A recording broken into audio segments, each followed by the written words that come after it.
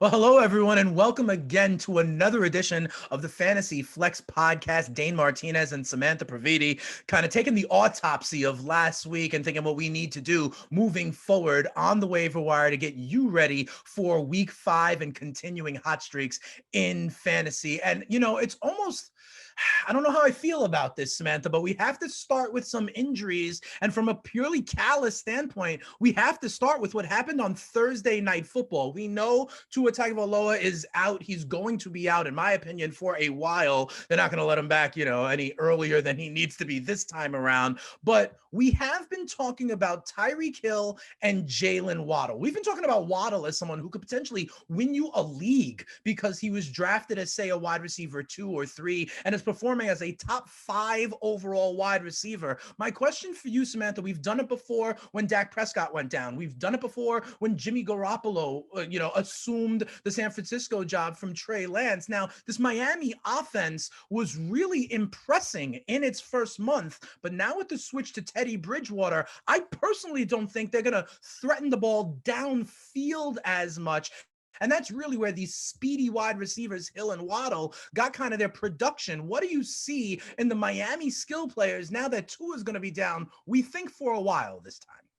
Sure. It's absolutely brutal. I wish Tua the best and a speedy recovery. And I saw that he has already been rolled out for this week. So yes, to your point, they will probably play it pretty conservatively moving forward. It's a bummer for the skilled position players because Waddle and Hill are both top 4 receivers and half PPR on a per game basis, which has just been phenomenal for fantasy. We went into the season thinking that Hill was just going to kind of take over all of Waddle's production, and that obviously didn't happen. It was looking like Tua could actually support 2 really fantasy relevant guys. Now, Hill ended up having a good day for fantasy in the end with Teddy Bridgewater taking over. So I'm less worried about him. I would say both of those guys, I was going to say going into this next week, if Tua had not gotten hurt, that they would be wide receiver 1's rest of season, locked in. And to your point, Waddle could have been a league winner based on where you drafted him. So I would say that Hill gets downgraded into that low end wide receiver 1 tier, and Waddle gets downgraded into that wide receiver 2 tier, which is a big bump down. I mean, I will say Teddy Bridgewater is one of the better backup quarterbacks that exist out there. So, I mean, I had to watch a lot of games with him being a Panthers fan. I'm not saying he's excellent, but he is serviceable as a backup. So hopefully he can kind of keep them fantasy relevant for the next few weeks or however long Tua is out. And yeah, hopefully your fantasy teams, if you have them, can stay afloat.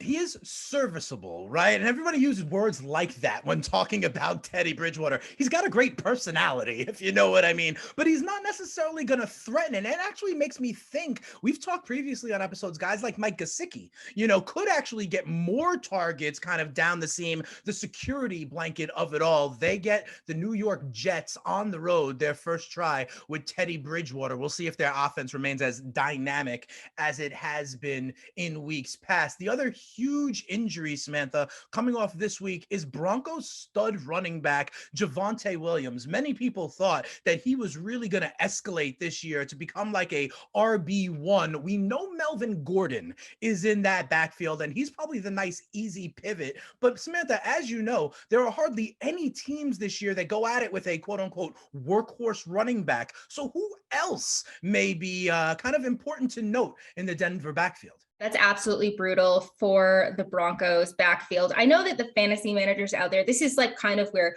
fantasy and real NFL kind of bifurcate, because fantasy managers would rather see Javonte Williams out there at 100% of snaps. And that already was not happening. So I think that the Broncos are definitely going to go in the direction of the running back by committee, as you alluded to, especially with Melvin Gordon's sort of ball security issues. So Mike Boone would be next up on that depth chart. I think they need to add an RB3 probably before Thursday night. I believe Divine Zigbo is on the Broncos practice squad, so they might be elevating him just for depth reasons, but I think it'll probably be between Gordon and Boone. Gordon was actually very productive for fantasy last season, to the dismay of Javonte managers. So I think that he can be like an RB2 moving forward, but they're not going to give him all of the backfield. I just don't think that that's reasonable given how old he is and given sort of the struggles that he's had with fumbling recently.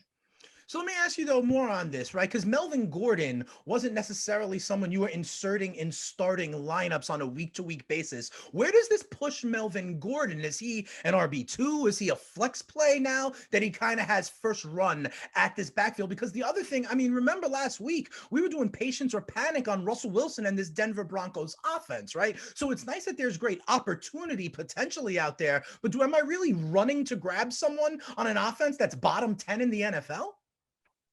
Well, I wouldn't be necessarily running to grab Mike Boone. He's the only one that's going to be available because Melvin Gordon is rostered in pretty much every league, probably over 80% of Are leagues. you starting Gordon now though more? Yes. Like Gordon may have been a bench guy. Are you flexing Gordon? Is Gordon an RB2 now? I would say that Gordon is an RB2 right now, just because of the opportunity, to your point. I mean, they do run the ball a lot. They've had struggles in the passing game too. So, I mean, and they like to use Gordon on the goal line, which is really key. It's been frustrating for fantasy, like I said, but in 2021, when he was splitting carries with Javonte, he was the RB 21 and half PPR. So he's definitely someone that can be productive. He's not just like some guy that came out of nowhere. He's just a little bit longer in the tooth. So I'm not exactly super excited about him, but I still think that because of the opportunity, he will be an RB2. All right, fair enough. I'm going to be very interested to see what the Russell Wilson rushing props are this week, or the anytime touchdown for Russell Wilson, to see if he gets part of the run game. Remember, he was scrambling for his life for years up in the Pacific Northwest. Another injury that I think is important is Cordarrelle Patterson, right? This kind of slash player who had the fantasy community abuzz last year as a true running back, was doing it again this year, Samantha, for the Atlanta Falcons. He goes down with a knee injury. What do you think happens here? This is another team, I got to be honest with you, Samantha, I can't figure out. I thought this was going to be a horrific team going into the season, and they're tied for first place after 4 weeks. Yeah, I've been very surprised by the Falcons. Now, they are doing it in some of the not most conventional ways. Now, Marcus Mariota completely got shut down after he threw that pick. And I think they called 14 consecutive rushing plays. So that's what's important here too, because with Cordarrelle Patterson leaving now, he wasn't exactly the archetypical rusher. I mean, he was really more of that hybrid running back wide receiver, but I think that that'll open up opportunities for guys like Tyler Algier and Caleb Huntley, who were utilized really heavily in this game. Now, I don't know if that was if that was partly an artifact of like Myles Garrett being out too. They're not having as much depth sort of on the defensive line, but I mean, they've looked pretty impressive, and they're both going to get a lot more work now that Patterson is out. So yeah, I would definitely put those guys kind of at the top of my priority.